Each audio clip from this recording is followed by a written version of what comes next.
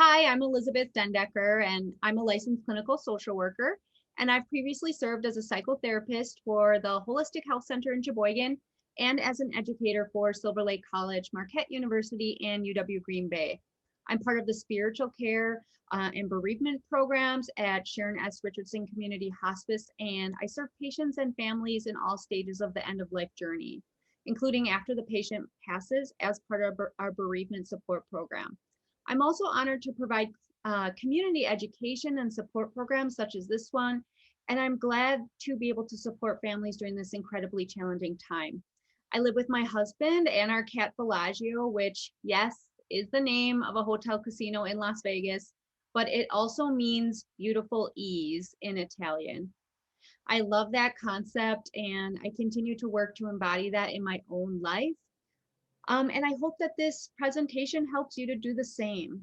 I want to share that Alex and I are thrilled to be presenting together this evening. It's been almost 10 years since our professional work overlapped. We met over a decade ago while we were working for a program called STARS in Sheboygan. STARS is a beautiful program that serves at-risk, or how about at potential teen girls. Since then, we've consulted with one another clinically, and we've shared a lot of professional interests in cutting edge approaches to mental health treatment and wellness in general.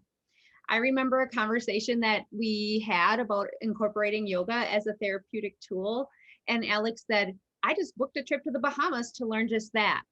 I have a certificate in trauma counseling, and I'm interested in body-based, otherwise known as somatic interventions, and not just for trauma treatment, but also for overall well-being.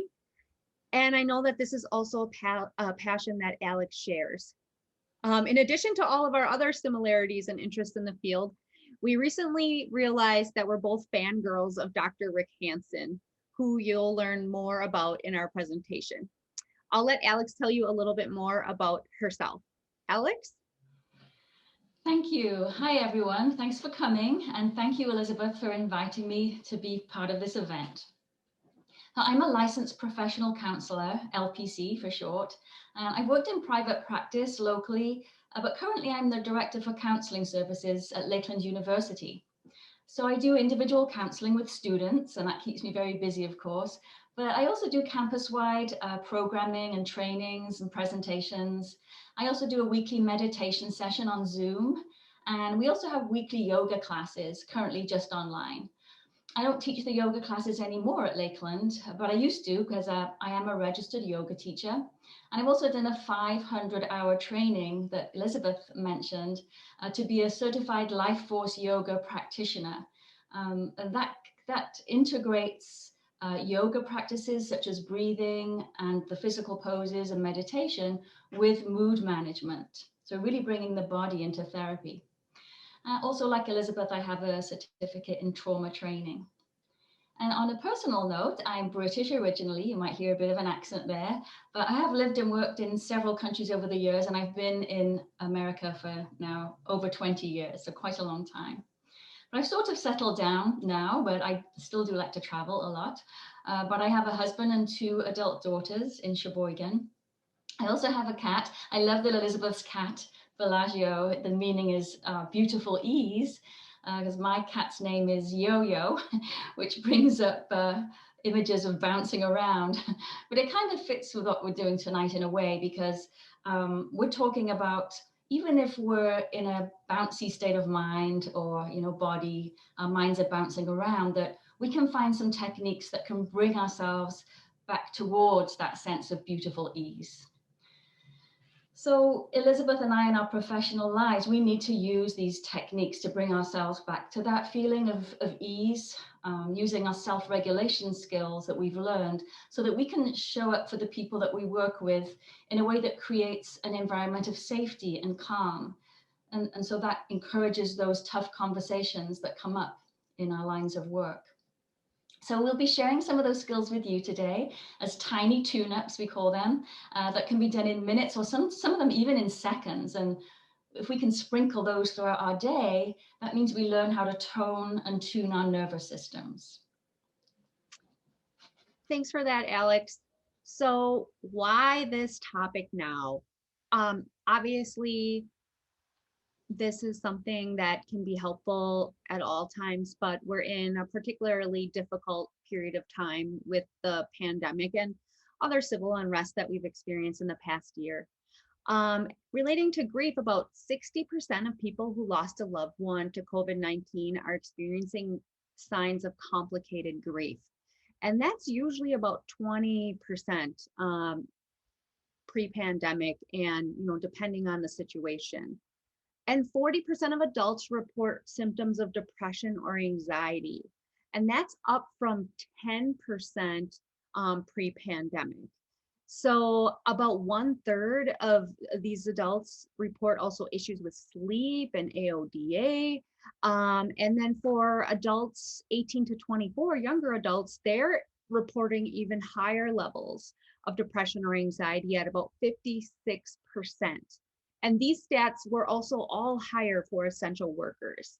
Alex is going to share a little bit more with you about how the pandemic has impacted college students in particular. Yeah, thanks, Elizabeth. So yeah, the age group that I work with, 18 to 24, approximately, there are some older students as well, but the bulk of them in that age group. You can see from the slide that the depression rates are twice as high as the previous year. And then anxiety rates are 1.5 times as high. So we are seeing that same trend at Lakeland. The severity of symptoms of students we've worked with in the past are getting worse. People are coming more often. There's a higher frequency of appointments too, as they're trying to manage all these symptoms that are coming up over the past year. The rates are even higher, according to the national data, for females, the LGBTQ+ community, for students of color, and for students who are caregivers. And I want to just talk about why this topic now, why this topic of befriending our nervous systems and working with the body is because it works. And in my personal experience, I find that when I bring the body and the mind into my therapeutic work with students and consider the body, mind, and brain as one system, because it is, they're more likely to flourish and thrive. Talk therapy can sometimes go round and round in circles and not get anywhere.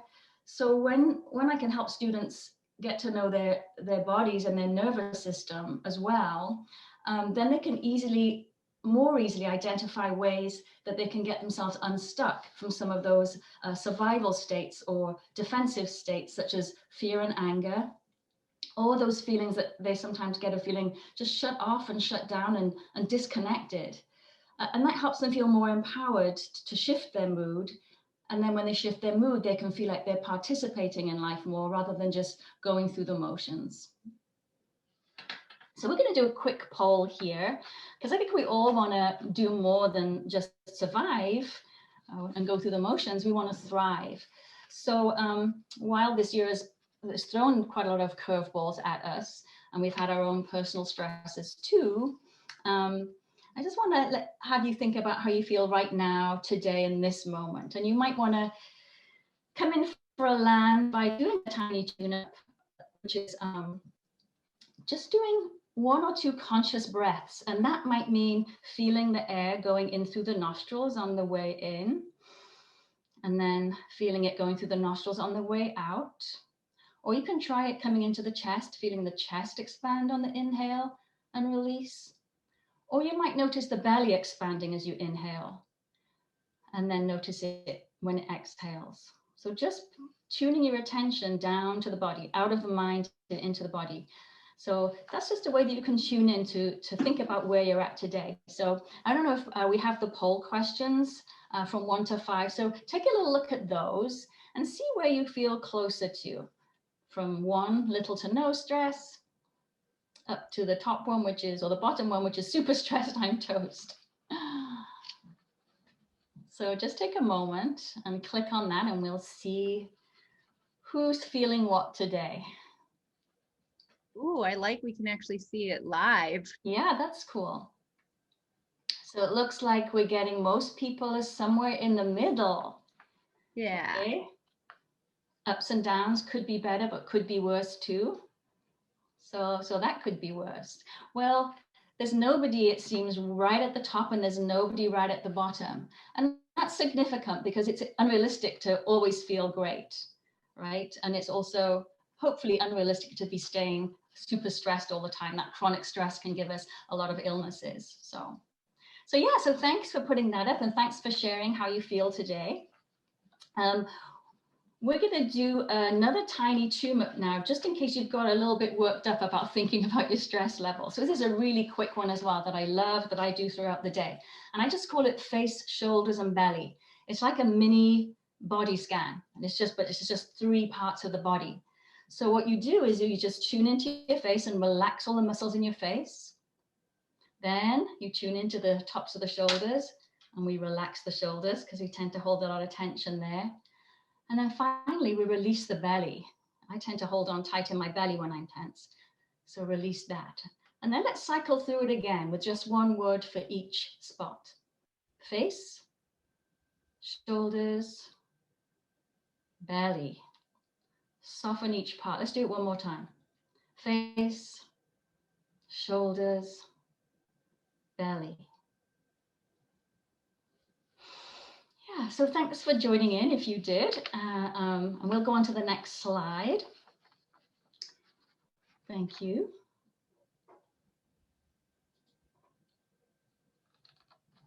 So, as I'm sure you've already noticed, this is somewhat of an experiential presentation in that we will be doing a few things, inviting you to try some of those calming or energizing techniques in real time. So just do what you're comfortable with though, unless you want to challenge yourself to go outside of your comfort zone. And there are always alternatives to the things that we're doing. For example, like if you didn't feel like it was comfortable tuning in to sensations in the whole body, you could perhaps pay attention to the palms of your hands, the sensations there, or the soles of the feet or the tops of the head. And especially with trauma, you may be safer just attending to the extremities rather than going too much in the body. Or you could even just write down some of the ideas to try later. Or you can just observe and not participate, but still get some ideas. But it's just important to fully accept where you're at and try and treat yourself with kindness and compassion. And with that in mind, I'm going to do a third tiny tune-up, which is simply called hand on the chest. So I really like this one as well. You can put one hand on the chest if you'd like to try this. If you feel like you want more pressure on the chest, you can place the second hand on top and press a little bit harder if that makes you feel more comforted. And you can even bring up an image of someone or a pet or a baby or a nature place. Nobody too complicated though, a good friend perhaps, someone or something that makes you feel nurtured. So what we're going for here is a friendlier internal atmosphere inside the body. So just bring up that friendly atmosphere inside by using that image or by feeling nurtured. Even if it's hard to bring yourself self-compassion, for a few more moments. And then as you take your hand away, then maybe you can just tune in a little bit and see if you feel slightly different. You might feel a little bit calmer, hopefully. But these tune-ups that we do throughout the day can remind us that we can regulate our own nervous systems in real time. So they're very, very useful. You might not like all of them, but you might like a few of them that you can take with you. Elizabeth, how do you feel? I saw that you were doing the hand on the chest. I feel much better. I mean, obviously I'm presenting right now, so my nervous system is a little bit up naturally, right, to motivate me to do a good job on this presentation, but it definitely brought it down a couple notches. So thank you. Great. Yeah. All right. Next bullet points, please. Okay, so some other elements that we want to think about when we're talking about acceptance and grace. So when we're practicing this, we don't want to shoot for perfection. I know that a lot of times when I've been working with clients or people in general on practicing maybe some breath work or a little bit of meditation practices, they kind of feel like they don't know if they're doing it right. And so we don't want you to feel that way at all tonight. Really, it's more likely that you're going to give up and say, forget this, I can't do this. If you're putting all that pressure on yourself, that's totally counterproductive. So take all the pressure off. No such thing as perfection. One of my favorite concepts comes from American psychologist and author Susan Dweck. And maybe some of you have heard of her. She has a concept called growth mindset. And I love that one. And basically it means that we're all capable of growth and improvement, and really our skills are not fixed. And so we're all works in progress, and this is okay. So wherever you're at with all of this is a-okay. We're just glad that you're here with us tonight, giving this a try and being open to it. Next slide, please. So I'm going to go into a little bit of biology here, not too much. I don't want to overwhelm you or myself, of course. So the autonomic nervous system, you can think of it as the automatic nervous system in a way, because its workings usually happen below our level of consciousness. It's been described sometimes as like a listening system that never turns off. It's always like scanning the environment. It's scanning what's going on inside us, outside us, and all the spaces in between as well. And it never stops, even when we're sleeping. So this listening system or nervous system has two branches, the two main branches anyway, the sympathetic and the parasympathetic. The sympathetic, which you can see on the left side here, that one prepares us for action. So the sympathetic nervous system responds to cues of danger and things that it's decided are scary. And it triggers the release of adrenaline to prepare us for action so we can run or fight whatever we need to do. So an example is, imagine that you're on a nice hike in the woods and you see a little bit of rope that looks a lot like a snake. Well, before you have a chance to clock that in your own brain, your nervous system, the sympathetic nervous system, has kicked in, preparing us to do something, right? To fight or run away, or sometimes we freeze. And that what happens physically when that goes on is we get a jolt of adrenaline. You've probably felt that woo right inside you, increased heart rate, sweaty palms, tension in the muscles. And this is all preparing us to do something, to run away, for example. But when the parasympathetic nervous system is working well in tandem with the sympathetic, the parasympathetic nervous system, that one on the right, the calming one, will activate once the danger is gone and we realize that it's not a snake, it's just a piece of old rope. And then that will calm the nervous system back down again. Again, most of it's happening underneath our level of consciousness. It just happens by itself. So sometimes we tend to like speed up that naturally. I don't know if ever after something scary like that has happened to you, you might take a few deep breaths, a few big sighs. That's our body like recovering and activating the parasympathetic nervous system. Or we might do a bit of self-talk, like I'm okay, that kind of thing. Or we might even shake it off, like, oh wow, phew. And animals do that as well. Like you might have noticed ducks when they have a big fight. They have the fight and then they shake it all off and then they just sail off like nothing happened. So it's kind of like that with us, with our parasympathetic nervous system when it's working well. And in daily life, we can boost the parasympathetic nervous system and make sure it's operating properly by exercising it in a way, by doing intentional relaxation exercises throughout the day to activate it, even if it's just a few seconds, like that one conscious breath that we did earlier, feeling it going in and out of your body. Or it can be something longer, like a 20-minute meditation, a guided meditation that you can find on apps online, or a whole hour of yoga, or even longer. Like if you've won the lottery, for example, maybe you'll go for a tropical spa getaway. Whatever we do, we're activating the nervous system and helping it along. Anyway, I'm going to kick back and dream about a tropical spa getaway, and Elizabeth is going to give us a little bit of history.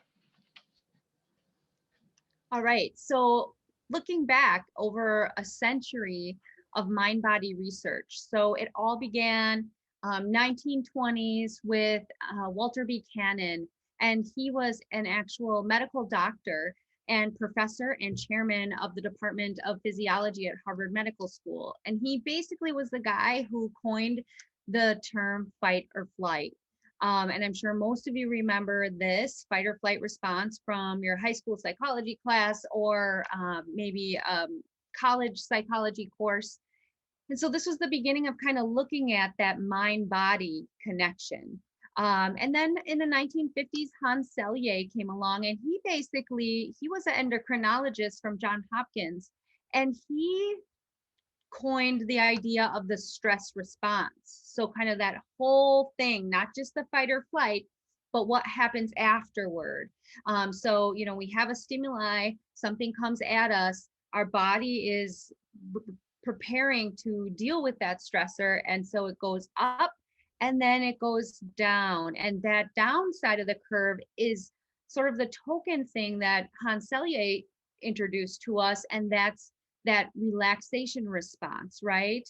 That parasympathetic kicking in and trying to calm us down after that stressor.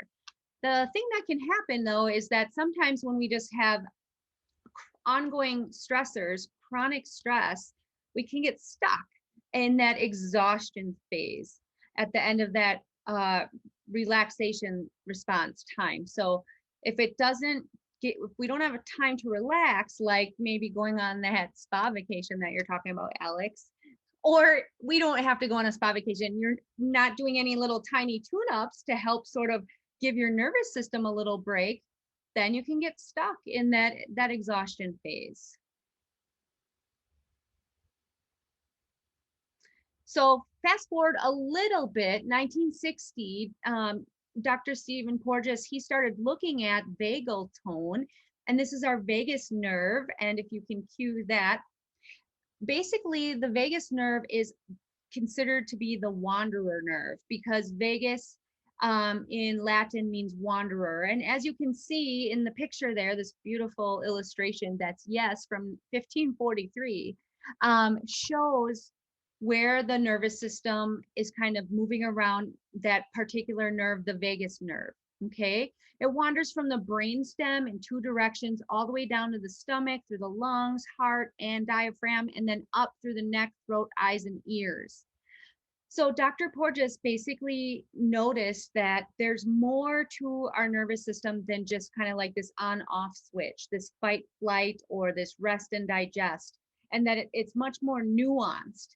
And so then Deb Dana, alongside with Dr. Porges, she's a licensed clinical social worker like myself, and she looked at this research and worked with Dr. Porges to see how can we adapt this to help teach these techniques to clients so that they can really start to befriend their nervous system and help to better regulate themselves when they're experiencing stressors.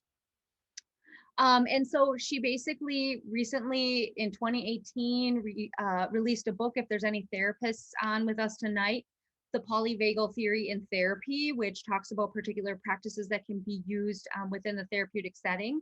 But most recently she released, and this is an amazing opportunity, Befriending Your Nervous System. And this is an audio book that you can get on Audible or through the publisher.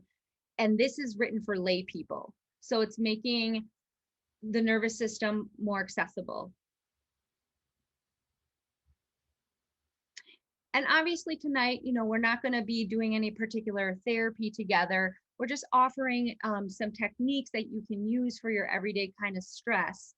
But if you are dealing with a traumatic stressor, there's no shame in that. And we are happy to get you connected with some ongoing resources. And we have a slide at the end of the presentation, which we will send to you, that has some local resources that can help you get connected to some more ongoing support if that's what you need.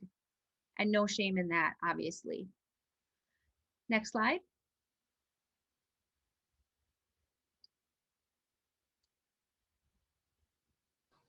I was just going to say a bit more here about the polyvagal lens, and it's repeating some of what Elizabeth said, but you can see it's like a hierarchy here. At the top, you have the ventral vagal, and that's where the cluster of nerves moves upwards and helps us like that parachute, that parasympathetic nervous system, back to tend and befriend, back to the rest and digest. In the middle, you've got the sympathetic, which is the fight or flight. And then at the bottom, you've got the dorsal, which is where we feel collapsed and shut off. So in Stephen Porges's way, he talks about the parasympathetic nervous system as being the ventral, and the dorsal, the top and the bottom, and then the sympathetic is in the middle. But we go through those up and down through those all day. So you don't have to remember those scientific terms for that. As you'll see more clearly on the next slide, these are all part of the hierarchy of the nervous system states that Stephen Porges came up with. So this slide is going to be a little bit like a therapy session. It's going to go on a little bit longer because I really want to explain it and have you be able to relate to some of the things on this slide. This is the one I use with students. They love it and they're very engaged with it. So they can usually look at this and quite easily recognize where they're at on the ladder in real time, like how they feel now, kind of like you did earlier with your poll. So they'll know when they're at the top, connected and engaged, as you can see from those descriptors, or in the middle, feeling more agitated or irritated or anxious, or at the bottom, feeling shut off or withdrawn socially and numb, those kind of feelings. And they can usually come up with times that they've been at other places on the ladder as well. And they can also come up with the stories that they tell themselves in those different places, which is very interesting, because then they realize that how can all those stories that I tell be true when they're different in different nervous system states, right? So the goal is not to be at the top all the time. We move up and down the ladder all day long, because it would be unrealistic to be at the top of the ladder all the time. So it would also be really annoying to all our friends. So, so I gave an example earlier about the play between the top, the ventral vagal, and then the sympathetic activation when you see the rope that looks like a snake, and then you come back to the ventral vagal. But I'm going to give another example now, which is a bit longer, because I want to take you into a space where you can recognize how you can get sucked down into the bottom quite easily as well. Okay, so we're going to use a person, and we'll call her a Jenny, perhaps. If there's any Jennies on here, sorry. So Jenny has gone out for a social evening with some friends, yeah? She's at someone's house, so it must have been pre-COVID, or it must be in the future. So her friends start talking about trips to Europe or to a tropical spa that they're going to do for 2 weeks, and they're all laughing and joking and talking about it. But Jenny is kind of feeling irritated by this conversation, because she actually can't afford to take vacations like that. She's in a job that doesn't pay very well, so that makes her start thinking about her job, and then thinking about the bills that she has to pay. And you can imagine now she's coming down that ladder from feeling social and engaged with her friends into a bit more anxious and worried about the future and about money and that kind of thing. And her parasympathetic nervous system, which might have rescued her, is not really activated very well today, or she's been stressed, and so it's not really working. I'm sorry, wrong way. So that means is driving me nuts. Did somebody say something? I'm sorry. I think it's good now. Oh, okay. So so that means that she's vulnerable to be pulled further down the ladder into the bottom there. And that's when she starts to disconnect the conversation and close off a little bit. She starts to feel invisible, even as they carry on talking. And the story about herself changes, and the story about her friends change, and the story about her life, right? So she ends up leaving early. She goes home, and then when she goes to bed, she still feels a little bit flat and down. So she's still at the bottom of the ladder. Sometimes it can take quite a while to get out. Sometimes we come out quickly. Sometimes it's overnight, or even days for some people. So the next day, she doesn't feel like getting up, but she gets up and goes to work. She's late for work. Her boss is mad. So that starts to make her feel mad. She sees her boss mad, and then she starts to get a little bit resentful about the job and mad as well. But guess what? That means this is a good thing, because what's happening is she's becoming more mobilized now. Even with that irritation and anger, she's starting to feel a bit more mobilized. And that means she's coming out of it and moving up the ladder. So then what happens is she has lunch with a friend that she really likes. They talk, they have fun, they talk about future dreams and future vacations, local vacations maybe, hikes that they're going to do and things like that. And by the time she gets back to work, she's at the top of the ladder again. And when she gets back to work, even though her boss is still angry, she doesn't take that personally anymore, because she's in a different place. She feels safe within herself. She's confident about her social life, and she feels engaged again. So what that long example shows is that the shift from the bottom, the dorsal vagal place, can be as simple as having a different thought or a different image come to your mind, as in thinking about the job search, or by experience what's called co-regulation, which is an important term in polyvagal theory. Co-regulation is when you're with someone else and they're calmer, and then you kind of pick it up. It's like contagious. So we co-regulate each other. If one person gets anxious, sometimes the other person does too. So that process of co-regulation can happen with a pet or even with a stranger sometimes. But that's one of those things that can bring us out of that collapsed state. So there are ways that we can do this more deliberately, because in that example I gave, that all happened kind of automatically under the level of consciousness for Jenny. But we can speed up that process by doing some deliberate things to help us move through. So there are certain ways that we can get to know our nervous system. So I'm going to give you some examples of that. So first of all, we can learn to describe what it looks like in the place that we're in. So say we're at the bottom, we feel numb, collapsed, shut down. Some students have described it as a dark forest or a snow globe, something like that. And then in the middle of the ladder, when we're more anxious, some people have described it as a busy street, too chaotic, things are moving around me. So you get the sense of that environment. And then at the top, many people say it's like a spring day, it's sunny, there are flowers, that kind of thing. So you can use your imagination to get to know what it looks like when you're in those different states. And you can even give them names, like at the bottom, some people call it foggy. In the middle, people call it stormy. And then at the top, some people call it sunny. Actually, most people say sunny. Or we can assign a color to each one. And, obviously some common ones are gray at the bottom, red in the middle, and yellow at the top. But what this can do, this imagery, can help us move between the states. Because as we conjure up the image of the one we're headed towards, we can even imagine a pathway of how we're going to get there, to walk down that path towards the flowers, for example. And then doing that, we can also add our personal techniques that we need, either the ones to charge us up when we're still feeling flat, or to calm us down when we're feeling too agitated.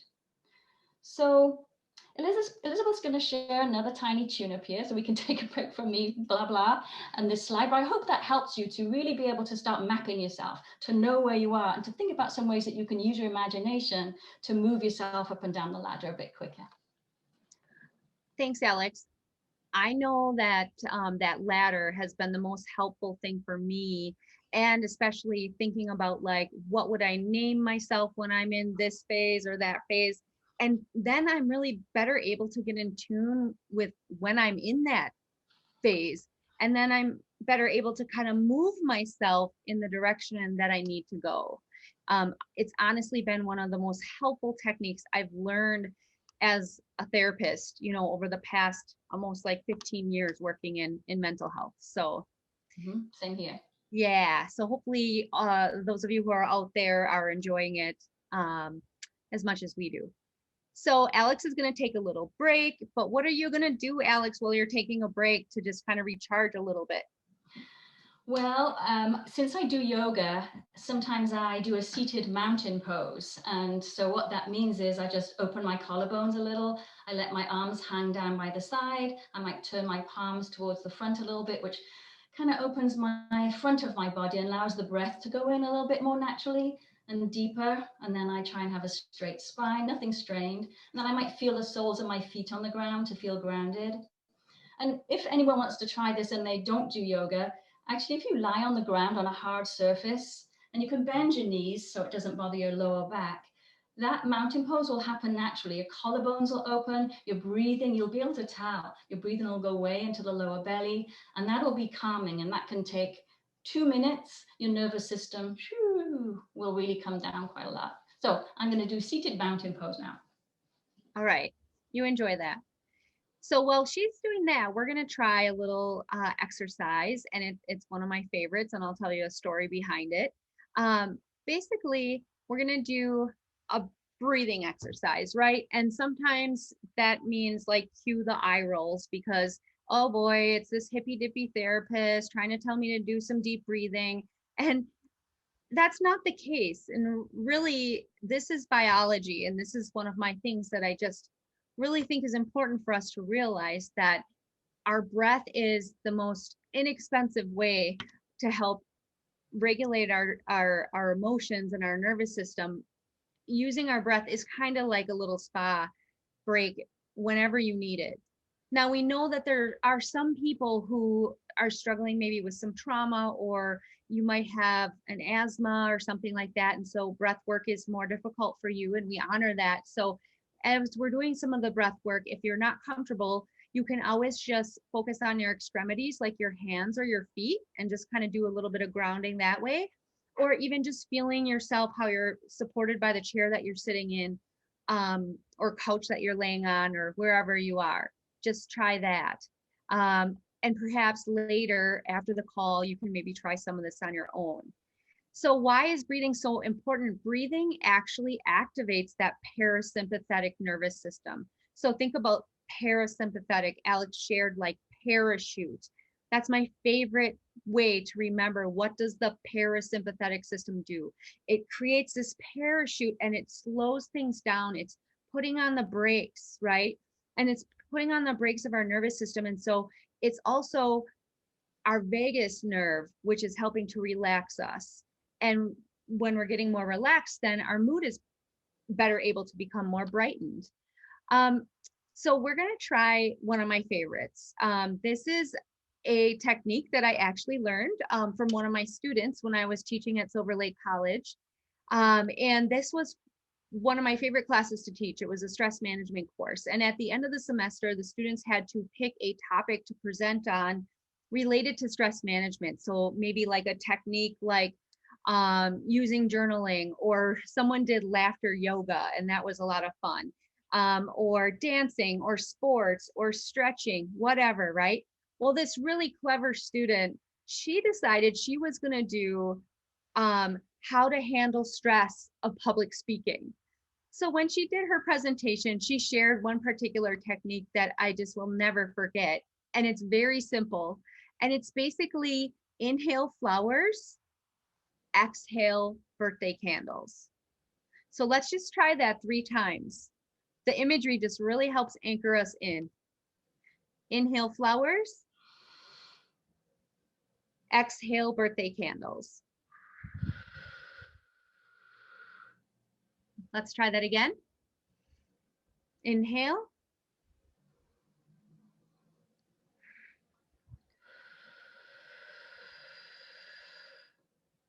Now one more.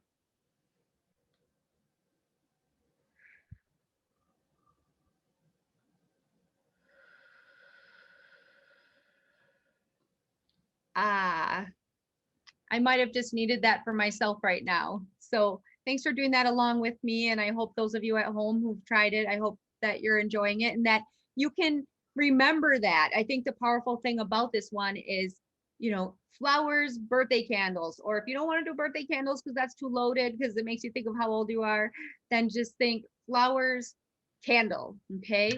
And that's your little cue. We're going to try one more. Next slide, please.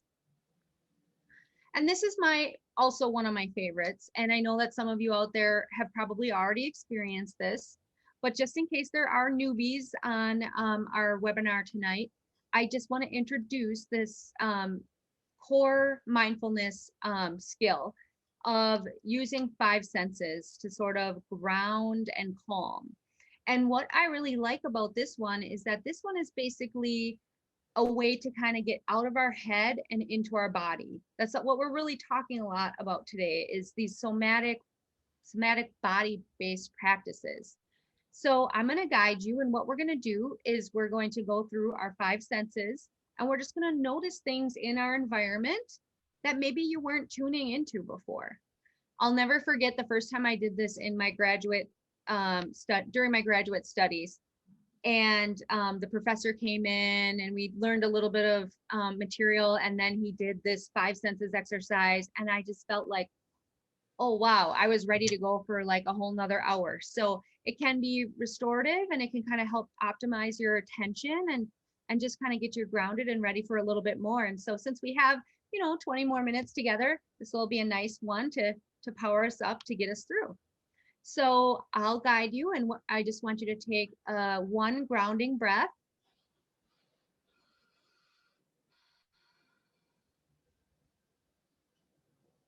And then I want you to notice 5 things that you see around yourself that maybe you didn't notice before.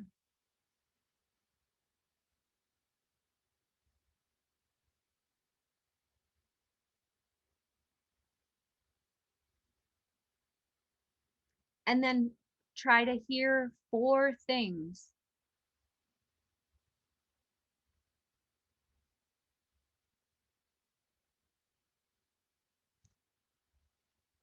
And then 3 things that you can feel.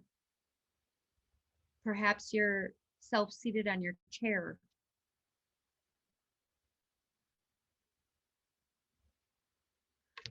And then 2 things that you can smell.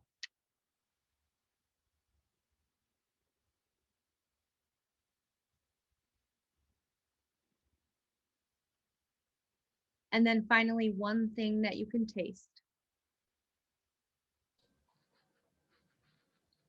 Now, this isn't as fun as it usually is. I love to do this one when I'm out for a walk, especially this time of year. I'm always kind of looking around trying to see like, oh, which trees have buds on them, or where do I see a little green popping up? And kind of gets me in that hopeful feeling that brighter days are near, and I think they are on so many levels. So I hope you enjoyed that one and that you can try that one when you're out on your next spring walk. Next slide, please. All right, so I'm going to do this one. This is my favorite breath. It's a bit more advanced. I learned this in my Life Force Yoga practitioner training. So we're not going to do all of them because we don't have the time. I think what I'm going to do is I'm going to explain the first one, the calming one, and then its customizations depending on how anxious you are. Then I'm going to describe the second one and I might sprinkle in a little tiny tune up there as well to charge us up when we're feeling flat. And then together we'll do the third one. So this is called interrupted breath or stair-step breath. So the first one that's calming, the breathing on the inhale is interrupted and paused on the way up. And it doesn't matter how many times you take to get to the top, but it's usually 3 or 4. And then at the top, you hold the breath. And at the top too, I like to bring in an image of a person or a place or something that makes us feel good or elevated, just for that couple of seconds of holding. And it also occupies the mind as well, so the mind's less likely to wander off as it tends to do. And then on the exhale, you exhale through the nostrils as slow as you can, all the way down. So a mild one, you wouldn't be able to hear me do that, but you can try it on your own if you'd like. You're interrupting on the way in, holding, elevated picture, exhale on the way out. So that should help you feel a little calmer. But if you're panicky, even on the verge of a panic attack, you need something more vigorous to match where you are. So we often talk as counselors, as meeting people where they are. So if somebody's really freaking out or panicking, we're not going to say to them, oh, slow down, take a deep breath, because that's not possible when you're already breathing up in your chest instead of your belly. You're all tense. You start off with a quick breath, and then you slowly bring yourself down. So that's what this breath can do, the first one. Can calm you right from the edge of a panic attack. So it sounds like this, and I'll demonstrate it. Exhale all the way out. Hold, hold, hold, hold. So as you can see, it's a more vigorous version, but you still will feel calmer at the end of it. And then you'll wait a bit, and then you might do another round, but the next round might be a little slower. And by the time you've done the third one, the nervous system should be really quite relaxed. So that's technique 1. Technique 2 is the other way around. So this is when you're feeling flat at the bottom of the ladder. The previous one was middle of the ladder, agitated. This is for when you're at the bottom of the ladder, technique 2. And I will throw in another little technique here that I like, which is called flame in the belly or fire in the belly. And what you're doing is you're simply visualizing a flame or a fire burning in the upper belly by the solar plexus, which is just where the ribs meet, the upper belly area. You can keep your eyes open if you like, or you can close them. And imagine that you're feeling a little flat and unmotivated, but having that picture of the fire in your belly, maybe even imagining it growing a little stronger and fierier, can sometimes bring a little bit more energy into the body. Again, this is not a woo-woo hippie thing. This is a real sort of scientific activity. Your mind and your body are so closely entwined that if you imagine yourself feeling more fiery, sometimes you will feel a little more energy throughout the body. That doesn't work. Technique 2. So this time you're meeting yourself on the lower, flatter, and you're going to inhale very slowly and smoothly up to the top. You're still going to bring up that elevating image. And on the exhale, you're going to just take the steps down. So exhale, stop, exhale, pause, exhale all the way down. Okay. And you can customize that one too. If you're really flat and you literally can't get out of bed, which happens to a lot of people, you can make that exhale more vigorous. And I'll do that so you can hear what that sounds like.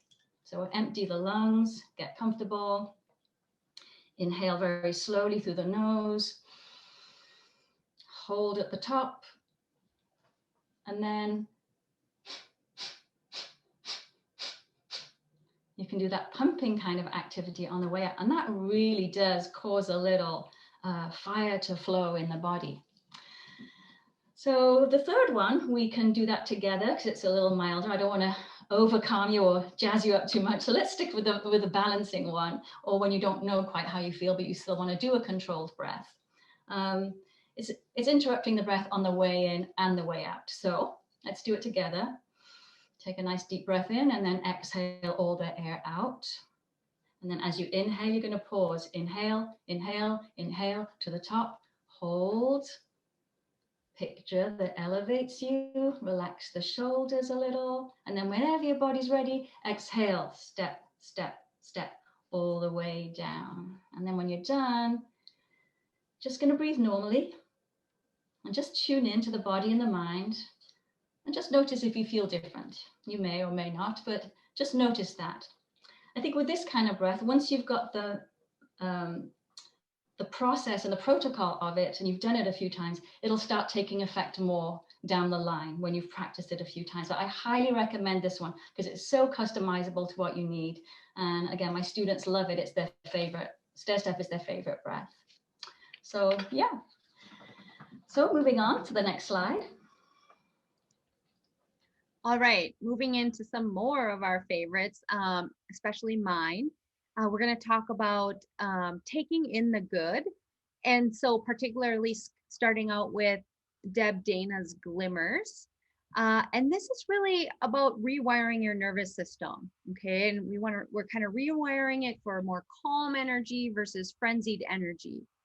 And so what you want to do with this is you want to start to notice little times in life where you just naturally find yourself in ventral vagal, where you just feel calm and connected,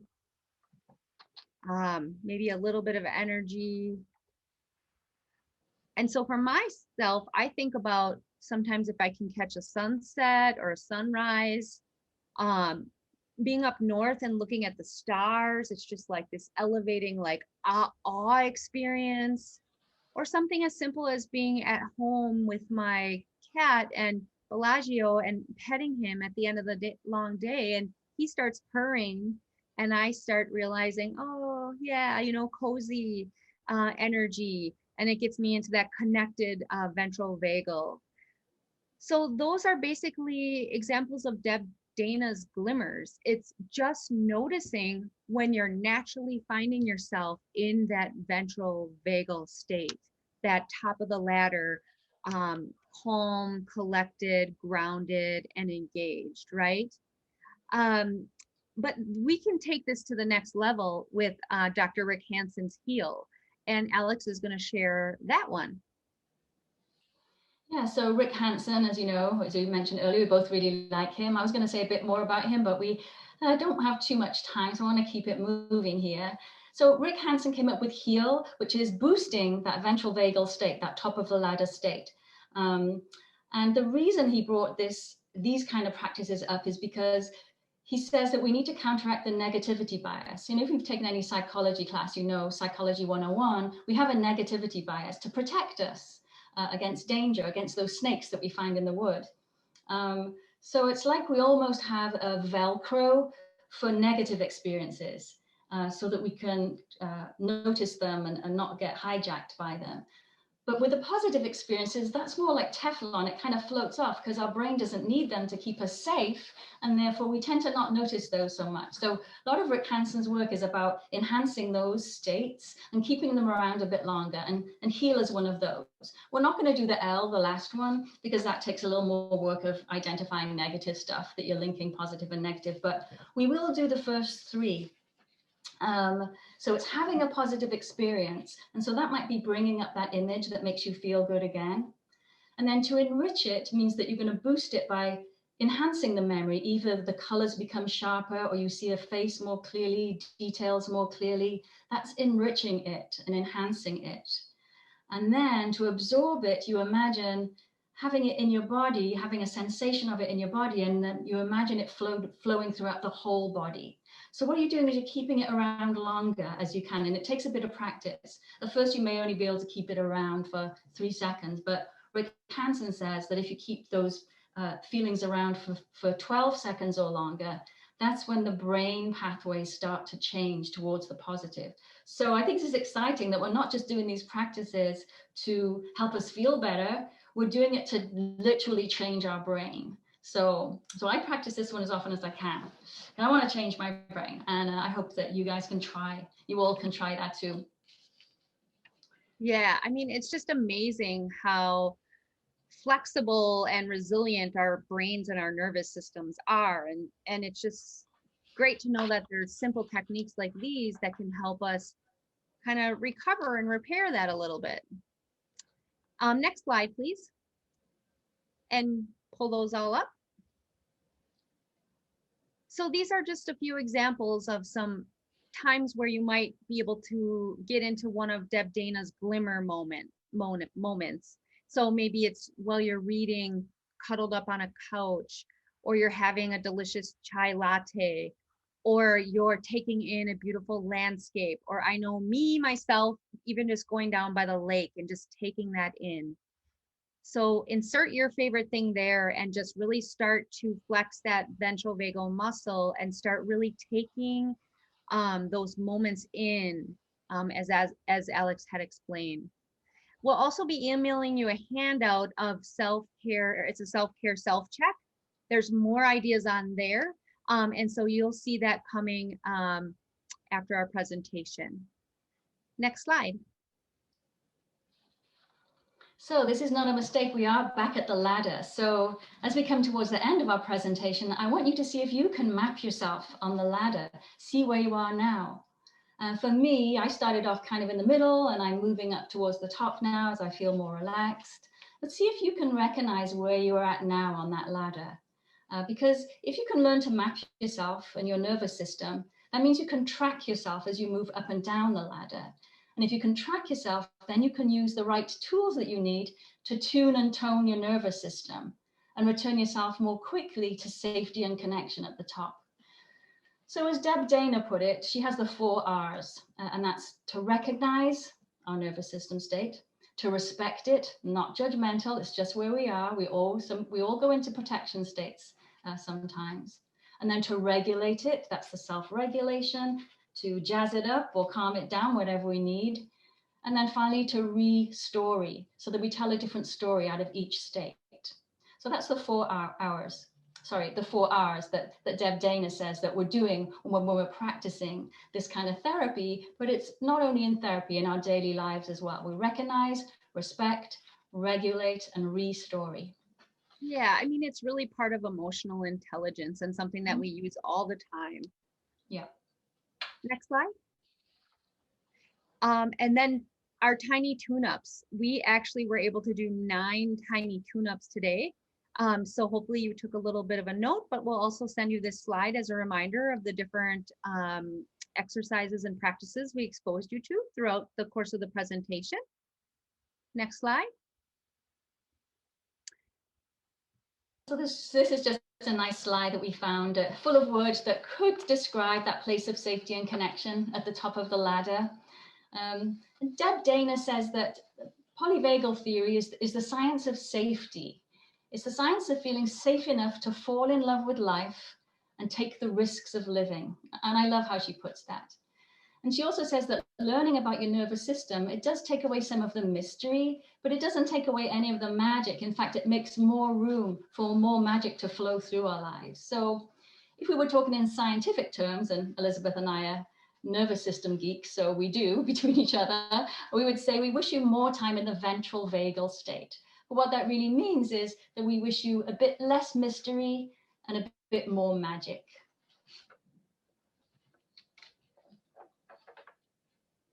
So moving on, I think we just have some resources. Yep.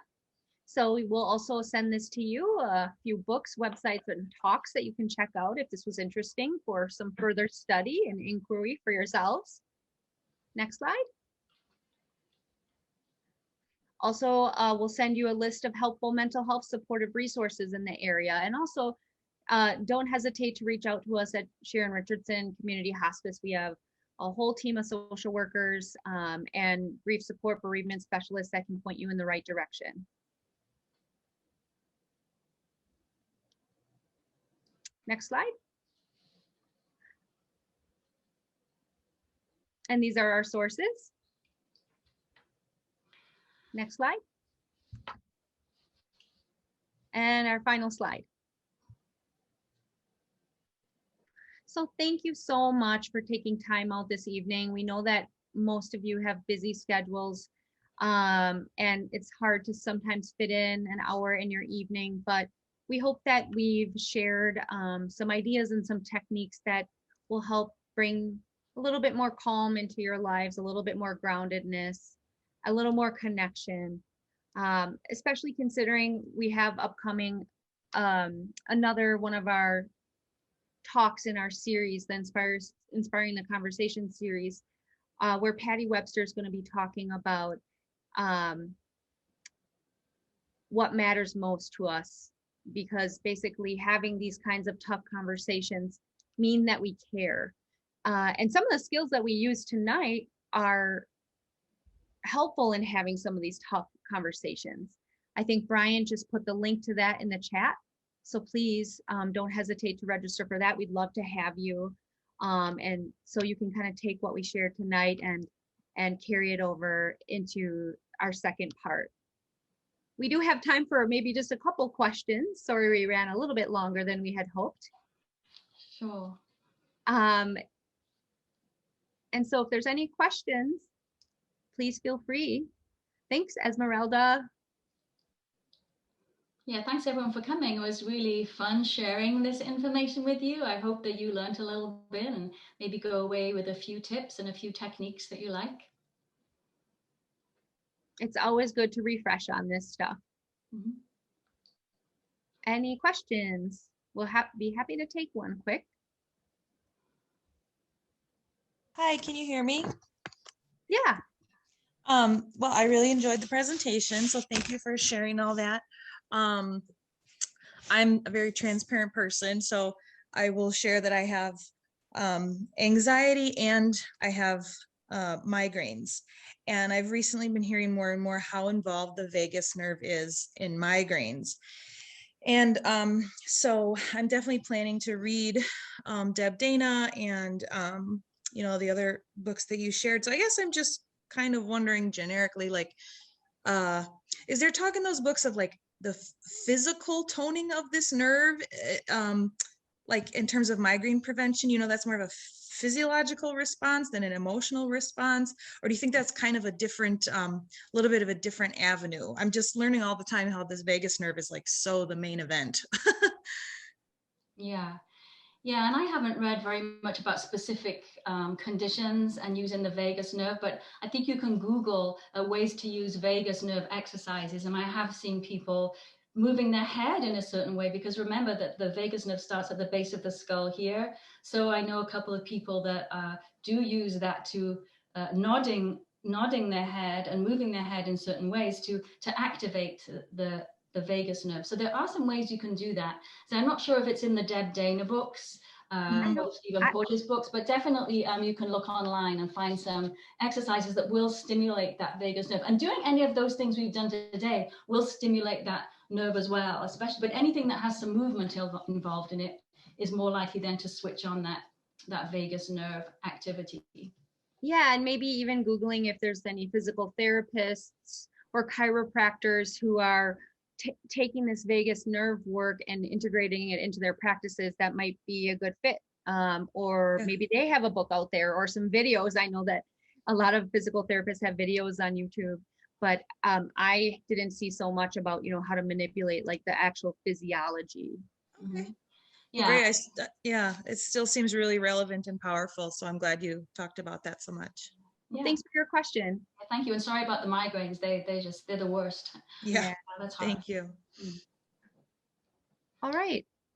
Well, I think we want to honor everybody's time, and so we'll take this time to say thanks again. And and wish you all a great evening, and that everyone just takes really great care of each other and yourselves. And hopefully you can join us in a couple weeks for our second part of our Inspiring the Conversation series. Yeah, thanks everybody. Have a good evening. Yeah, good night.